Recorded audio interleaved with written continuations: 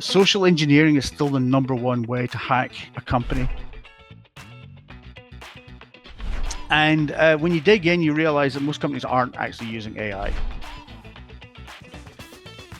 Here's where a company can truly maximize their data sets. Welcome back to the Raw Selection Private Equity Podcast. Joining us today is Alan Williamson, a proven Chief Technology Officer, operating partner, and author. So let's dive in. Alan's episode is all about technology transformation and the pitfalls that private equity are looking at, the pitfalls portfolio companies have, but also the opportunities both pre and post deal to make the biggest value and implementation of value creation. Let's jump in. Alan, if you can share with us a brief insight into you, please. Yes, thank you very much, Alex. I am a traditional technologist, started out as an embedded engineer, coming from the University of Paisley in Scotland. I then got into, as I say, developing software for embedded professional audio, so the likes of Wembley Stadium and what have you. That got me into the world of Java. At that point, Java was a very young language trying to find its footing. Got involved with that team over at Sun Microsystems, and then became involved in creating Java at the server side, which then became Enterprise Java. Wrote a number of books on the experience, got on wonderful opportunities through Sun to go around the world evangelizing Java and what have you. And that was when I entered the sphere of private equity. Somebody called me up and said, we've bought this company. It's got this thing called Java on it. We have no clue what the hell it is. Could you run your eyes over it as part of a diligence? And at that point, I had no clue private equity even existed, what diligence was. That was about 25 years ago. And from there on in, it's been an absolute phenomenal ride. I have been doing diligence for a long, long time. I've been CTO for a number of private equity-backed companies, both long-term stints as well as short-term stints, as well as interim CTOs, as well as an operating partner for a number of PE firms. Perfect. Thank you very much. That's brought up a few questions I'd like to delve into. But first, we'll ask, what is one mistake that you see private equity firms or portfolio companies making, and what would you suggest to correct them? In terms of the portfolio companies, the biggest mistake that they make is not treating the small stuff with respect. Something as simple as making sure that the credit card that pays for the domain name is indeed a company credit card, not the CFO that left 5 years ago. To make sure that simple login details to key components of what runs the business is within the hands and the scopes of whoever's running the business today. It's amazing the amount of times a company will go dark because, well, we assume somebody else was paying the domain bill, or we assume somebody else's credit card was doing Microsoft's Office 365 account, etc. It's the small stuff that will always trip you up, and it's always assumed somebody else is doing it. Interesting. I actually know a company that did that. They sacked their chief marketing officer, and it was all in his. He'd paid for it personally and all this kind of stuff. So yes, because you earn all the points on your credit card. So again, you're putting like $25,000 through your credit card every month. That's a lot of Amazon points or a lot of air miles you're acquiring. But you forget about it. Then suddenly, woof, it goes dark because for whatever reason, that person is no longer with the company or they've changed something. We just forget that it's a mad scramble. Those have happened more times than it should really be in this modern day. So you're doing a lot of due diligence, as you mentioned, for private equity firms on portfolio companies. You mentioned one there as a bit of a red flag, but what are the other kind of key considerable red flags that you're looking for when you're undergoing this due diligence? So 9 times out of 10, the technology is there to support the business, and the technology is not there as the main IPR of the company. So therefore, it's usually not given the true respect and professionalism that is usually required, because it just always works. And part of that always working is usually down to 1 or 2 people that really know how things work. And what we try to do as part of the diligence process is identify who that one person is. Who's that one person whereby they know how to restart the servers, they know how to onboard an employee, they know the order in which things need to be brought up in order to happen. They're the go-to person for any problem happening in the business. oh, go and see Fred. Fred will get you sorted. There's always that Fred in every sort of small organization that just knows where everything is. And God help them when they go on vacation for 2 weeks and they don't take the laptop. The company sort of grinds to a halt should a problem fit. So from a diligence perspective, we're always looking for that one person that just knows where everything is. Okay, like it. And when it comes down to technology enablement, it's a fairly new push for private equity-backed companies as we begin to see operating partner transformation, operating partners, and other kind of similar titles from people, similar backgrounds to yourself in the CTO world. What is your take on the state of play for that space and what is now becoming a common playbook? Sure. I think that most PE firms haven't yet figured out the true power that technology can bring to the companies in their portfolio. Most of the PE people at the moment, and again, I'm not from that background because I'm a technologist, are from your traditional finance, accounting, legal, MBA driven organizations. So anything that they're looking at, the Excel spreadsheets, all of that stuff, they've already got a tummy test of what feels right and what feels wrong, because it's part of their training. When it comes to technology, when they're looking at a roadmap or they're looking at costs, they're looking at budgets, they don't have any basis to which to truly assess that, if that's good or bad. Is this going to move the needle? Is it not? Is it keeping up with the current where the industry trends are going? Is this going to be a security risk? Is this going to cause us more problems down the path? Are we able going to recruit for this at a later date? What is going to be the average salary if we go with this technology versus that technology? They have no basis to which to truly assess a technology roadmap from that perspective. Some of the PE firms are now starting to wake up to this and start bringing on operating partners that are not from a traditional MBA background. They are now coming more from the people like myself, people that have been there, done it, are in the trenches, know what's going on, knows what works, what doesn't work, what is the sort of shiny bell that doesn't really do anything but just makes a nice little ting every so often, versus the real workhorse underneath the covers that really is moving the business. And I think private equity as a whole, because private equity, as you know, do not invest in startups. We generally are looking for the tried and trusted business that has got more your bricks and mortar, if you will, but they have a proven business model. Technology enables that. Very rare do they buy something where technology is indeed the actual foundational IPR of the company. Sorry to interrupt, just a quick mention of our long-standing partnership with Grata. As you will probably know, the private equity scene is constantly evolving, and deal flow is moving now to proprietary and data-driven processes. Grata provides you with the data and information of over 7 million private companies. So if you're looking to improve your proprietary deal flow and improve the data access, then reach out to Grata today. Now back to the podcast.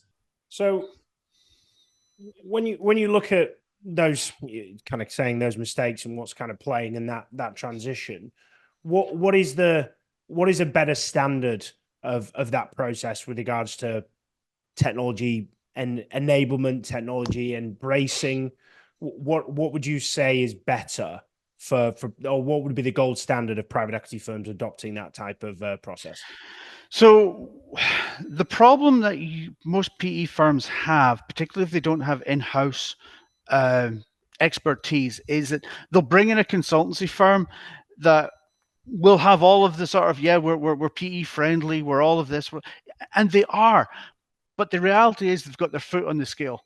They're there to make sure that their billable hours continue. So whatever they're suggesting, they'll be sort of weighting it in such a way that, this needs to go to the cloud, and but we can help you with that. We'll be able to get you there. We'll be able to do that. Whereas what the more advanced and forward-thinking PE firms are doing is they're bringing that in-house. So they know that the advice that they're getting from their own operating partners has not got the foot on the scale. They truly are thinking in the good of the company as a whole, and they're not going with vendor A or vendor B because vendor A is the one that's got the best pricing, etc. Because vendor A is indeed the best solution for this in the cold light of day. So they're getting on intrusive and true technical expertise in order to help the company grow. What are some of the things that you're seeing? Let's talk pre-deal first.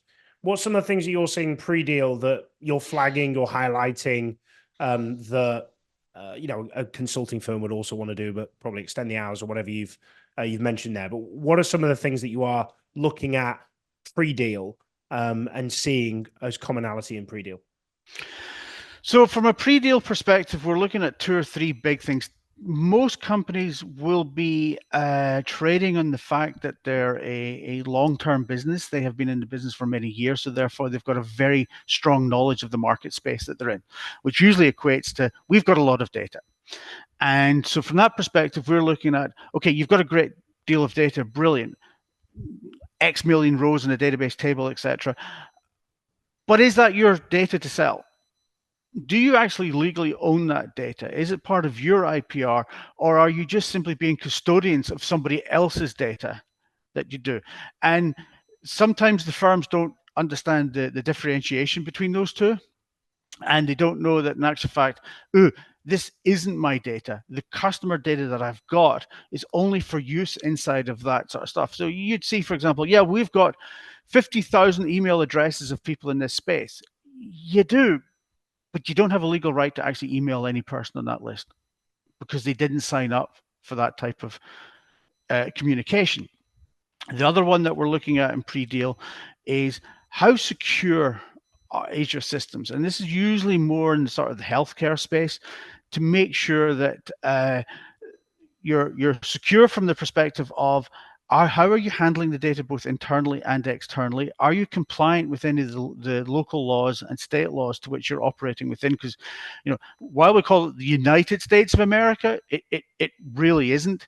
It's 50 different governing bodies with respect to each have got their own little idiosyncrasies regarding how we manage data, depending on at which level. So ascertaining from the company's perspective, okay, you're operating mostly in this particular state. Are you complying with the state laws from that particular stuff? Because ultimately, once the company is acquired, doesn't really matter. Your problems are now our problems. Mm-hmm. Your legal problems are now our legal problems. So therefore, we've got to keep an open eye to make sure that we're not walking into this and getting it wrong in certain places. And to give you an example, Alex, I mean, there are definitely a lot more security hacks and breaches that we've seen. I mean, they become very much headlines, etc. Those are the only ones that are sexy enough to actually make it to the headlines, but they're happening all the time. What a lot of people don't realize is certain states, it's a legal requirement for you to register your breach effectively on a public website. A lot of diligence firms actually don't even know some of those websites exist, that you go and do a quick look and say, yeah, you do realize that your portfolio actually turned up in this site 4 times in the last 3 years. Say, oh my God, I didn't even know that existed. I said, yes, this is the new world that we're in, that we have to be far more open and far more visible in how we're treating our customers' data and how respectful we are of that when things go wrong. Yeah, I've recently just been hacked myself, actually, only personally. They managed to get into my Facebook account and ruin it, which is fine. It's not the end of the world. But they were trying to go after bank account details and trying to get everything else running. But they fortunately failed to do so, because everything else was, what was it, second factor authenticated or whatever it is. So they couldn't get any further. And all joking aside, we see that a lot with respect to social engineering is still the #1 way to hack a company, which is ringing up a controller, a CFO, or anybody in a portfolio, pretending there's an emergency, creating that sense of, I need paid now, transfer this now, blah, blah, blah, blah. It happens a lot. Yeah, I can imagine. So we talked about pre-deal though. What about post-deal? What's being implemented in the first kind of 90 days once an acquisition has been made, whether that be a manufacturing company. We're not talking about tech companies here. And oh yeah, you have to be this. Everywhere's tech enabled. Everyone's got software in their business, etc. So regardless of the industry, what's being kind of implemented within the first 90 days, or if it's easier post that, if that's more of a a review. No, there's a lot of sort of low hanging fruit that we get squared away. First of all, we now have full keys to the kingdom. We're in diligence. You may have been not have access to everything. So now you get a true sense of the true landscape. So it gives you an opportunity to go through and fill out any of the roadmap or any of the map that was maybe a little bit more fluffy pre-diligence, pre-deal. And then afterwards, you're now going after cleaning up some of the smaller items, things that we discussed before, getting the domains squared away, making sure that nobody's individual email address is signed up with, say, Amazon or GoDaddy or whatever service you're using. It becomes software at particular domain, for example, so that it becomes an inbox, a mailing list internally, so that there's no one person that's there. We make sure that the security is properly turned on, and whether it's your Google G Suite or your Microsoft Azure account, we make sure that all the necessary secure areas are set up, because it could be where the portfolio ran a very open organization that everybody could see everything. Whereas the PE firm probably wants to say, no, we want to keep this just to the management. We're going to have discussions going back and forth. So we'll need a mechanism to allow that to happen in a secure and safe manner, knowing that not everybody in the company could mount that particular folder and see examples of Excel spreadsheets, etc. So we make sure all of that's sort of sound up. And then we delve into effectively the roadmap, which is the PE firm will have bought the company for a reason, which is we believe we can take you from A to B. Wherever B is, now we've got to figure out what do we need to do in order to get the technology or the systems geared up in such a way that we can get you to B as fast as possible, that we're not the ones holding the company back. So Raw Selection is built on completing the difficult searches, the searches that the big STREC firms have struggled with, and we've built our track record and our basis on working with lower and middle market private equity firms across Europe and North America on the searches for the firm and for the portfolio companies that other firms have been incapable of completing. So if you're exploring a new opportunity, either within a private equity firm or a portfolio C-suite executive in a peer-backed setting, please do reach out to us at Raw Selection. We'd love to support you in securing your next role within the private equity industry. Alongside the podcast, we're passionate about giving back to the industry and giving people information that they can run and utilize. One thing we do regularly every year is we run salary reports on accurate and live data of people that we've interviewed and people that have shared their information with us. So if you're looking to compare your current compensation or your compensation for your next hire in your private equity firm or portfolio company, then please check out our YouTube channel and see the playlist of salary surveys. You mentioned about data and the validity of that. How, looking at that, what are you doing around the maximization of the value of that data? So that's a great question, and it comes up a lot. So as anybody that has sort of seen Simdex, etc., for the past 20 years, every 5 years we get a new buzzword that's added to it, whether it's Web 2.0, big data, crypto, blockchain. Now we're in the AI space. Everything's got to have those two little letters all over the place. And when you dig in, you realize that most companies aren't actually using AI anywhere near to what they were selling it to. And there's two areas of the AI space, and they're often mugged together, but they shouldn't be. First of all, there's the sort of the generative AI, which is ChatGPT and all of that stuff, and they're going to rewrite the next Beatles song, etc. Fine. Park that away. That's more the calculator to help the accountant. It's a tool to help. The big area of where companies can truly maximize their existing data is in the machine learning side of the fence. Okay. Now, what machine learning effectively is looking at data, looking for patterns, looking for the sort of reasons why certain things happen the way they do. And here's where a company can truly maximize their data sets. If you've bought, say, for example, a 30-year-old manufacturing company, they'll be sitting on 30 years worth of data. Now, some of that data is probably a little bit loosey towards the start, but it'll be getting richer as the years have evolved, okay? But that data is unique to that company. That data cannot be recreated by a startup in the morning.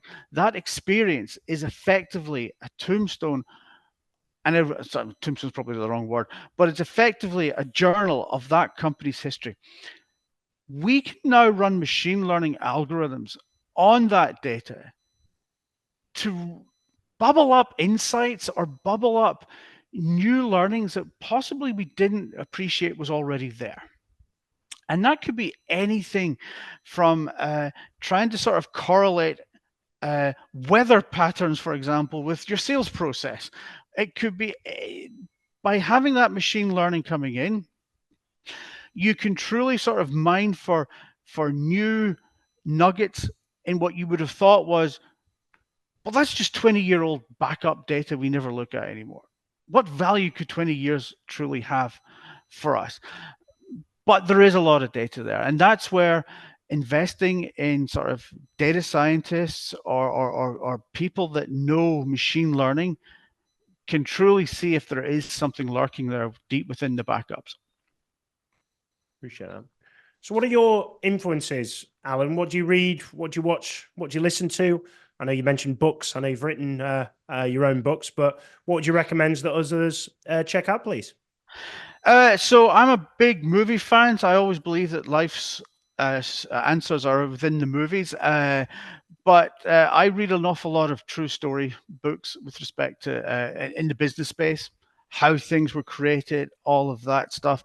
And I always find that most business books, they always focus on when the company becomes the $2 million or the $5 million company and they take it from there on in. Very few talk about the sort of the 0 to $1 million part, the hardest part of transforming a company. So I read a lot of those sort of books, and I've been reading a lot of sort of private equity books that have been written maybe 10, 15 years ago. And what I've discovered reading the sort of those older texts, 90% of it is still relevant to today's challenges. I mean, running a business is still running a business. It's just the environment has changed a little bit, but some of the philosophies that they're saying, we're still seeing today. So I would urge people to not simply discount a book because it's 5 years old. No, there's certainly a lot to be learned on there. Some of the old classics of, was it Stephen Covey's Influence? I can't remember the name of the book now, but obviously particularly popular. That's always comes back as one recommended on the podcast, to be fair. So yeah, well, I just read one that was 15 years ago, which is what companies can learn from how private equity manages their companies, and it was absolutely fascinating about how basically focus on one or two items. Don't go broad, go deep in one or two things, and we see it a lot whereby companies are coming in and they try to own a huge part of the market space. You see, you don't need to own everything. You just need to own a good addressable space and then be able to demonstrate that there's a lot more growth here. Absolutely. And should anybody wish to reach out to you, Alan, how best do they get in touch, please? LinkedIn is the usual suspects, but you can go to thinklikeacto.com and you'll find me there. Perfect. Well, thank you very much for joining us, giving us an insight into the world of technology transformation and how that's further impacting private equity. So thank you very much for joining us. Thank you, Alex. An absolute pleasure. If you've not already done so, please do subscribe to the podcast. You'll be notified of it. It comes out every single week. But thank you very much for listening. Until the next time, keep smashing it.